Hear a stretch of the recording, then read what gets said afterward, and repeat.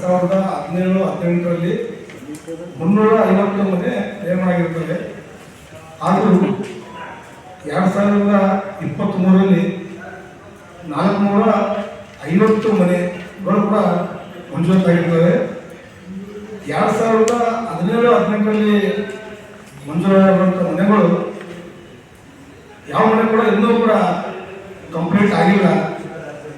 ಹಾಗೂ 2023ರಲ್ಲಿ ನಿರ್ಮಾಣ ಆಗಿದ್ದು 450 ಮನೆ ಕೂಡ ಯಾವುದೂ ಪೂರ್ಣಗೊಳಿಸಿಲ್ಲ. ದುಡ್ಡೆಲ್ಲ ಫಂಡ್ ಎಲ್ಲ ಬಂದಿದೆ, ಆದರೂ ಕೂಡ ಈ ಅಧಿಕಾರಿಗಳು ನಿರ್ಲಕ್ಷ್ಯ ಮಾಡ್ತಾ ಇದ್ದಾರೆ. ಗಿಳಿ ತುಂಬಿದ್ದಾರೆ, ಬಡವರು ಮನೆ ಬಿಚ್ಕೊಂಡು ಕುಂತಿದ್ದಾರೆ, ಕೆಲವು ಛತ್ತುಗಂಟೆ ಕಟ್ಟಿದ್ದಾರೆ, ಕೆಲವು ಕಾಲ ಮಾಡಿಬಿಟ್ಟಿದ್ದಾರೆ, ಕೆಲವು ಮಂದಿ ಕಂಪ್ಲೀಟ್ ಆಗಿ ಸುಣ್ಣ ಇಲ್ಲದೆ ಬಣ್ಣ ಇಲ್ಲದೆ ಕುಂತಿದ್ದಾರೆ. ಕೆಲವು ಜನಗಳು ಮನೆ ಕಟ್ಕೊಂಡಿಗೆಸಿ ಸಾಲ ಸಂಗ್ರಹ ಮಾಡ್ಕೊಂಡು ಕೂಡ ಅವರು ಬಡ್ಡಿ ಕಟ್ತಾ ಇದ್ದಾರೆ. ಅವರಿಗೆ ಇನ್ನೂ ಕೂಡ ಈ ಕರ್ನಾಟಕ ಕಲಿದರಿ ಅಭಿವೃದ್ಧಿ ಮಂಡಳಿಯ ಮುಖ್ಯ ಇಂಜಿನಿಯರ್ ಆಗಿರುವ ಡಬಲಿ ಕೈಮವರು, ಈ ಕೈಮವರು ಸುಮಾರು 35 ವರ್ಷದಿಂದ ಒಂದೇ ಇಲಾಖೆಯಲ್ಲಿ ಕೆಲಸ ಮಾಡ್ಕೊಂತ ಬಂದಿದ್ದಾರೆ. ಅವಾಗ ಯಾವಾಗ ಒಂದು ಪ್ಯೂನ್ ಆಗಿ ಒಂದು ಜೈ ಆಗಿ ಕೆಲಸಕ್ಕೆ ಬಂದವರು ಈಗ ಡಬಲಿ ಆಗಿ ಇದ್ದಿದ್ರೆ ಕೆಲಸ ಮಾಡಿದ್ದಾರೆ. ಹಾಗೂ ನಮ್ಮ ತಾಲೂಕು ಬಡಾವಣೆಯಲ್ಲಿ 40 ವರ್ಷದಿಂದ ಸುಮಾರು 30-40 ವರ್ಷದಿಂದ ಹಕ್ಕುಪತ್ರ ನಮ್ಮ ಮಂಡಳಿಗಳಿಗೆ ಯಾರಿಗೆ ಕೊಟ್ಟಿಲ್ಲ. ಯಾಕಂದ್ರೆ ಹಕ್ಕುಪತ್ರ ಕೊಟ್ಟಿದ್ರೆ, ಹಳೆ ಹಕ್ಕುಪತ್ರ ಕೊಟ್ಟಿದ್ರೆ ಅವ್ರು ಏನಾದ್ರು ಮನೆ ಡೆವಲಪ್ ಮಾಡ್ಕೊಂಡಾಗಲಿ ಲೋನ್ ಆಗಲಿ ಕೊಡ್ತಿದ್ರು. ಈಗ ಹೆಂಗಿದಾಗ ಯಾವುದೋ ಒಂದು ಮನೆಗಳು ಲೋನ್ ತೆಗೆದುಕೊಳ್ಳಬಹುದು, ಅದಕ್ಕೆ ಹೋಗ್ಬೇಕಾದ್ರೆ ಮನೆ ಹಕ್ಕುಪತ್ರ ಕೇಳಕತ್ತಾರೆ. ಹಕ್ಕುಪತ್ರ ಇವ್ರು ನಿನ್ನ ಕೂಡ ತಾಲೂಕು ಬಡವಣೆಗೆ ಹಕ್ಕುಪತ್ರ ಕೊಟ್ಟಿಲ್ಲ. ಇತ್ತೀಚೆಗೆ ಬಂದು 8 ಮನೆ ಕೂಡ ಪೂರ್ಣಗೊಳಿಸಿದ್ದಾರೆ. ನಾನು ಇದ್ರ ಪರವಾಗಿ 3 ಸತಿ ಮಾನ್ಯ ಮುಖ್ಯಮಂತ್ರಿ ಸಿದ್ದರಾಮಯ್ಯ ಅವರಿಗೆ ಜಗಳಾಡಿ ಒಂದು ಸತಿ ಕೊಟ್ಟಿದ್ದೀನಿ ಸ್ಟೇಡಿಯಂನಲ್ಲಿ, ಹಾಗೂ ಬೆಂಗಳೂರು ಕೊಟ್ಟಿದ್ದೀನಿ, ಮತ್ತು DK ಶಿವಕುಮಾರ್ ಸರ್ ಬಂದಾಗ ಕೊಟ್ಟಿದ್ದೀನಿ, ಪ್ರಿಯಾಂಕ ಸಾರ್ಗಂತೂ 2-3 ಸತಿ ಇಲ್ಲಿ ಕೊಟ್ಟಿದ್ದೀನಿ. ಅವ್ರ ಬಗ್ಗೆ ದೂರು, ಡಬಲಿ ಅವ್ರ ಬಗ್ಗೆ ದೂರು ಕೊಟ್ಟಿದ್ದೀನಿ, ಮತ್ತು ಬೆಂಗಳೂರು ಕೊಟ್ಟಿದ್ದೀನಿ. ಜಿಲ್ಲಾಧಿಕಾರಿ ಮೇಡಮ್ ಅವರಿಗೆ ಸುಮಾರು 3 ಸತಿ ಕೊಟ್ಟಿದ್ದೀನಿ.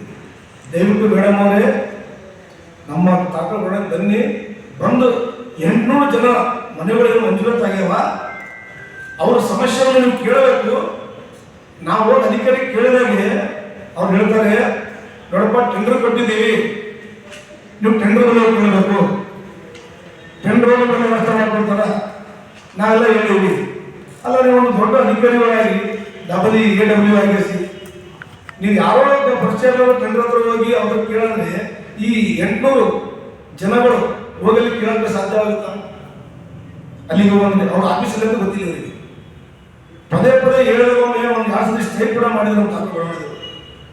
DC ಮೇಡಮ್ ನಾವು ಹೇಳೋದು ವಿಶೇಷ ಏನಪ್ಪ ಅಂದರೆ, ಮುಂದಿನ ತಿಂಗಳು 12 ತಾರೀಕು ಒಳಗಡೆ ಒಂದು ಜನಸ್ಪಂದನ ಕಾರ್ಯಕ್ರಮ ಅಂತ ನಾವು ಇಡ್ಬೋದು. 800 ಮನೆಗಳು, ಯಾಕಂದ್ರೆ ನಾವು ಲೀಟರ್ ಸುಳಿದು ಆಡಬಹುದು, ನಾವು ಏನು ಕೇಳಬಹುದು. ಅದಕ್ಕೆ ತಾವಾಗಿ ಬನ್ನಿ ಅಂತ ನಾನು 2-3 ಸತಿ ನಿಮ್ಮ ಗಮನಕ್ಕೆ ತೊಗೊಂಬಂದಿನಿ. ನಿಮ್ಮ ಜೊತೆ ಕೂತು ಮಾತ್ರ ಹೇಳಿದ್ದೀನಿ ನಾನು ಜಿಲ್ಲಾಧಿಕಾರಿ ಮೇಡಮ್. ಅವ್ರು ಹೇಳಿದ್ರು, ದತ್ತೋರೆ ಬರ್ತೀವಿ ನಾವು ಕೂಡ ಮಾತಾಡಿದ್ದೀವಿ ಅಂತ ಹೇಳಿದರು. ಒಂದು ಸರ್ತಿ ಜಿಲ್ಲಾಧಿಕಾರಿ ಮೇಡಮ್ ಅವರು ಬಂದಿಗೆಸಿ ನಾವು ಒಳಗೆ ಎಲ್ಲ ಫಲಾನುಭವಿಗಳಿಗೆ ಕರೆಸಿ ನಿಮ್ಮ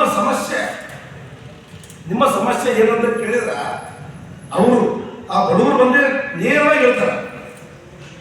ಸಂಬಂಧಪಟ್ಟ ಅಧಿಕಾರಿಗೆ ಕರೆಸ್ಕೊಂಡು ನಿಲ್ಲಿಸ್ಕೊಳ್ಳಿ, ಎಲ್ಲಿ ತನಕ ಕೆಲಸ ಮುಗಿದಿದೆ, ಎಲ್ಲಿ ತನಕ ಬಿಲ್ ಆಗಿದೆ, ಎಲ್ಲಿ ಕಟ್ಟಡ ನಿಂತಿದೆ, ಎದಕ್ಕೆ ನಿಂತಿದೆ, ಏನು ಫಂಡ್ ನಾವು ಕೊಡ್ತಾ ಇದ್ದೀವಿ, ಕೆಲಸ ಸ್ಟಾರ್ಟ್ ಮಾಡ್ರಿ ಅಂತ ನಾವು ಏನು ಟೆಂಡರ್ ಕೊಟ್ಟಿದ್ದು ಅವ್ರಿಗೆ ಕೇಳಿದ್ರೆ ಅವ್ರು ಹೇಳ್ತಾರೆ, ಎಲ್ಲಿಪ್ಪ ಸ್ಟಾರ್ಟ್ ಮಾಡೋ ಕೆಲಸ, ನಾವು ಆಫೀಸಲ್ಲಿ ಫಂಡೇ ಕೊಟ್ಟಿಲ್ಲ, ದುಡ್ಡೇ ಬಂದಿಲ್ಲ, 70 ಕೋಟಿ ಬರಬೇಕು, 80 ಕೋಟಿ ಬರಬೇಕು ನಮಗಂತ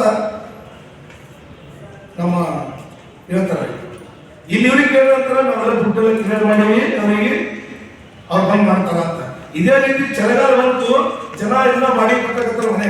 ಚಳಿಗಾಲದಲ್ಲಿ ಕೆಲವರು ಪತ್ರ ಹೊಡ್ಕೊಂಡು ಕೂತಾರ, ಕೆಲವು ಮನೆಗಳು ಬಾಡಿಗೆ ಅಲ್ಲ. ಇವ್ರಿಗೆ ಹೇಳಿದ್ರ ನಾವು MLA ಹೇಳ್ತೀವಿ ಅಂದ್ರೆ MLA ಹೇಳ್ಕೊಳ್ರಿ, ನಮ್ಗೆಲ್ಲ ಗೊತ್ತು MLA ಆಯ್ತು. ಪ್ಲೇಟ್ ಸಾರಿಗೆ ಹೇಳ್ತೀವಲ್ಲ ಹೋಗಿ ಹೇಳ್ರಿ ಏನಂತ ನೋಡೋಣ.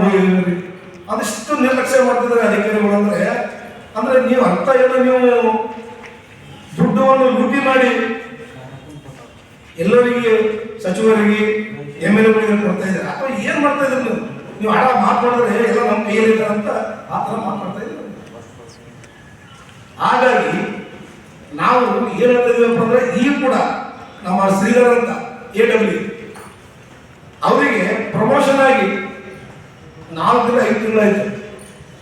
ಅವ್ರಿಗೆ ಗೊತ್ತಾಗಿದೆ ಈ ಏರಿಯಾ ಹೆಂಗಿದೆ, ಯಾವ ತರ ಲೂಟಿ ಮಾಡಬೇಕು, ಜನಕ್ಕೆ ಯಾವ ತರ ಹೇಳಬೇಕು,